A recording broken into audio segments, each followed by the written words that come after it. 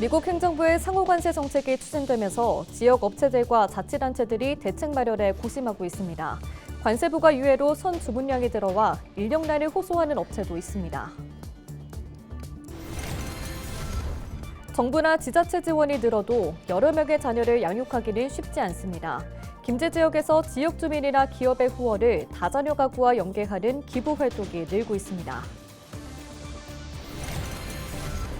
대도시권 광역교통관리에 관한 특별법 개정안이 22일 공포됐습니다. 전북 지역 지자체와 정치권은 국가 균형 발전을 앞당기는 시작점이라고 평가했습니다. 지난 21일 정읍시 감곡면 소뜬터널 인근을 달리던 스포츠 유틸리티 차에서 불이 나 15분여 만에 꺼졌습니다. 경찰과 소방당국은 정확한 화재 원인과 피해 규모를 조사하고 있습니다.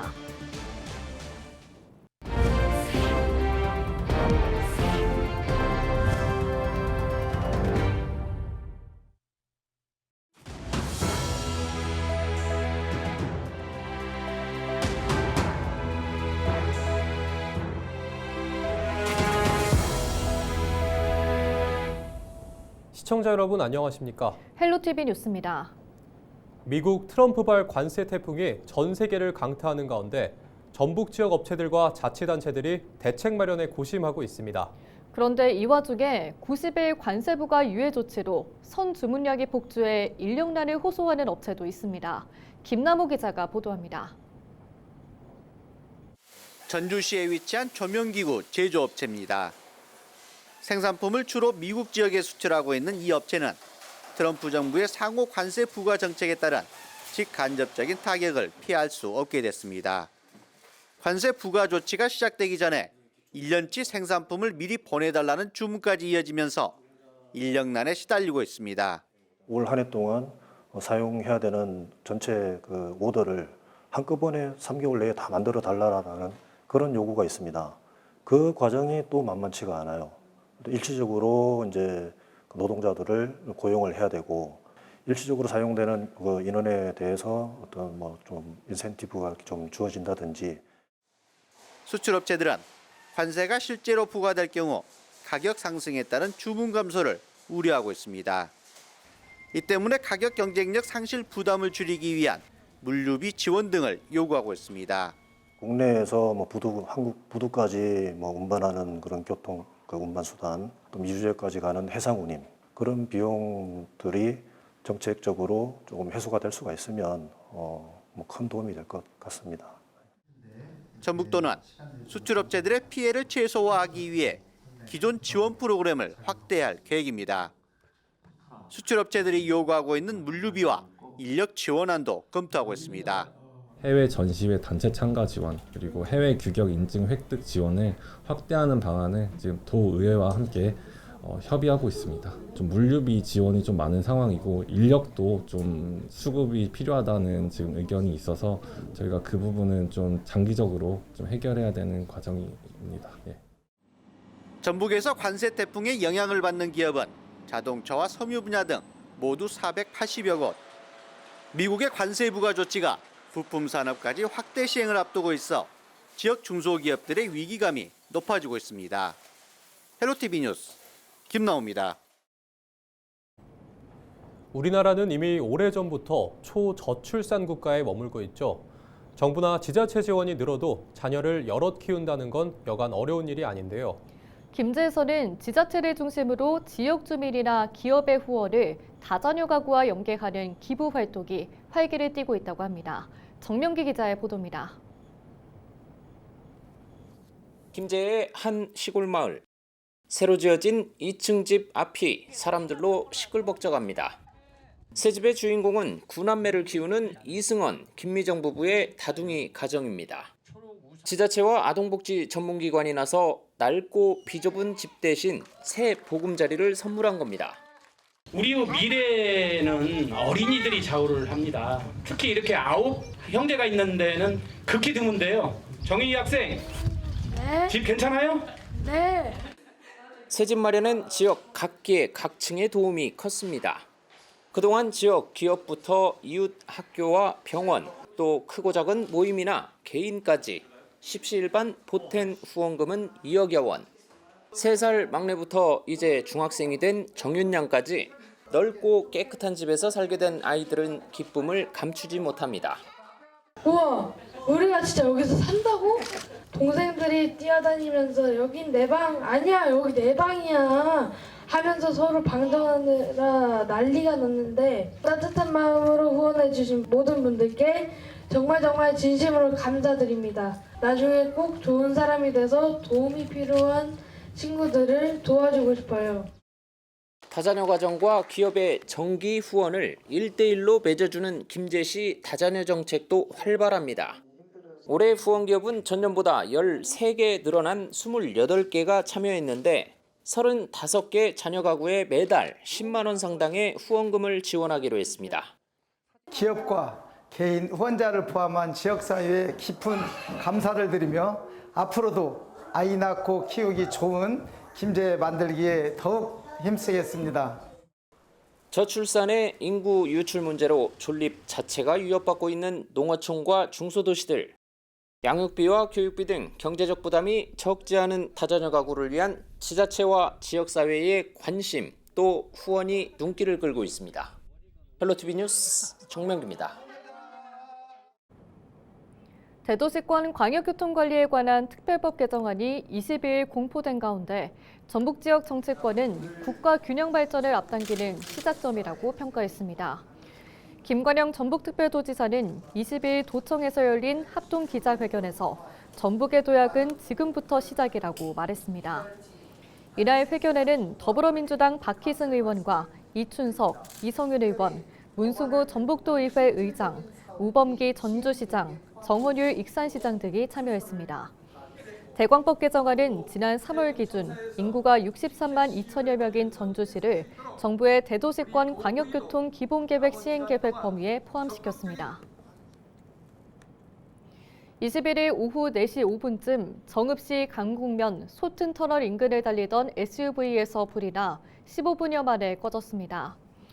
SUV 운전자는 스스로 대피해 다친 사람은 없었지만 차 한 대가 모두 탔습니다. 경찰과 소방당국은 정확한 화재 원인과 피해 규모를 조사하고 있습니다. 지난 3월 22일부터 28일까지 장장 149시간 동안 경북 5개 시군을 잿더미로 만들었던 산불이 꺼진 지 4주가 지났습니다.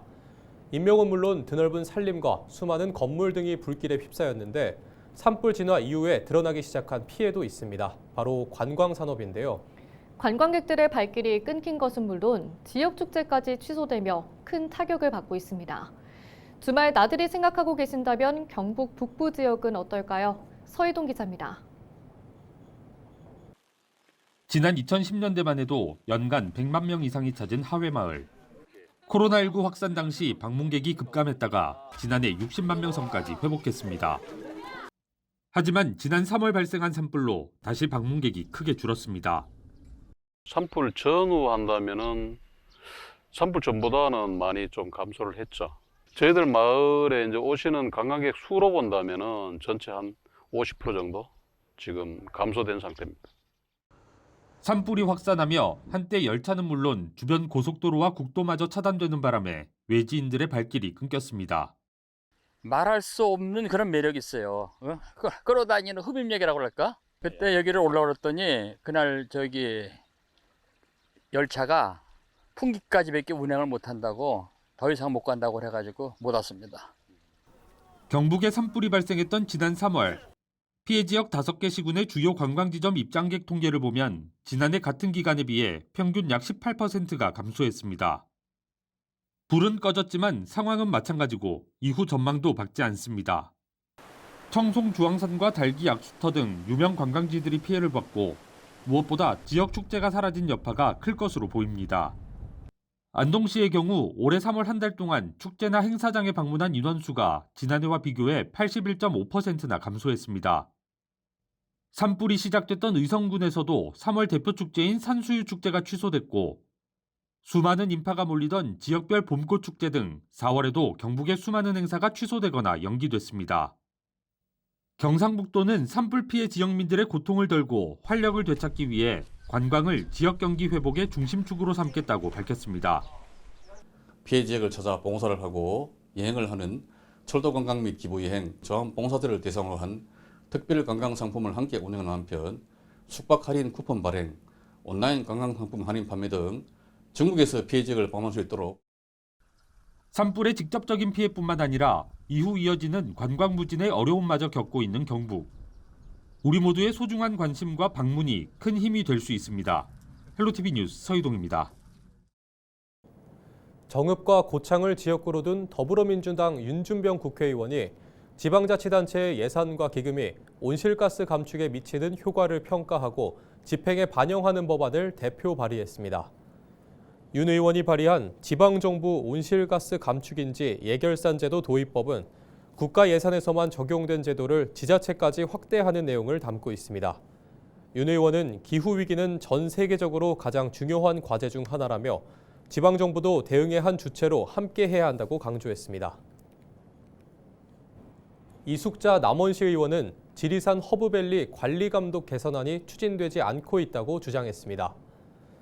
이숙자 의원은 제272회 임시회 본회의장에서 자유발언을 통해 시정 현안에 대한 개선 방안을 제안했습니다.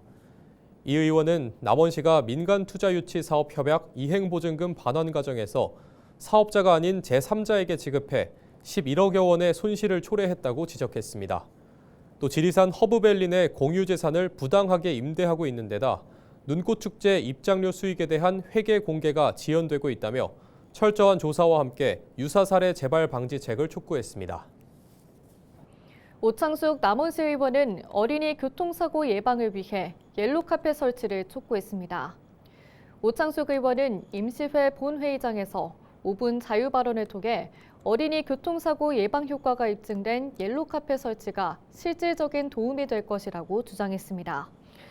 오 의원은 또 어린이뿐 아니라 노인 등 보행약자의 안전 확보를 위해 필요하다며 조속한 설치를 제안했습니다.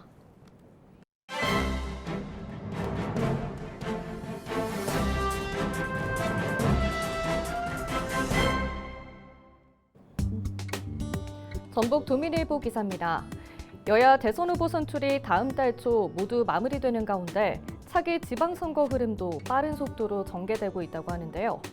민주당은 오는 27일, 국민의힘은 다음 달 3일 열리는 전당대회 때 21대 대선 후보를 확정 발표한다고 합니다. 민주당은 특히 대선 후보 선출과 함께 1년여 앞으로 다가온 지방선거와 관련해 후보 자격과 공천 방향 등 큰 틀에서 모양새를 만들어갈 계획이라고 하는데요. 민주당은 일찍부터 광역단체장 선출직 평가위원장으로 송기도 전 전북대 교수를 임명하고 민주당 소속 광역단체장 평가 작업을 본격화하고 있다고 합니다. 송 전 교수는 지난 22대 총선도 선출직 평가위원장을 맡아 현역 의원 의정활동을 평가해 하위 20%를 결정했다고 하는데요. 하위 20% 해당자 대부분 총선 불출마나 경선에서 패해 생존율은 10%도 되지 않았다는 것이 정치권의 설명이라고 전했습니다. 민주당 중앙당과 전북도당의 흐름은 공정성과 경쟁력, 도덕성 위주로 공천이 진행될 예정이라는 분석인데요. 이원택 민주당 전북도당 위원장은 후보 모두가 수긍할 수 있는 공천이 중요할 것이라며 당원 당규의 틀 속에 공천을 진행하면서 정치적 편견이나 이해관계에 따른 공천은 진행돼서는 안 될 것이라고 말했다고 신문은 전했습니다. 지금까지 신문 브리핑이었습니다.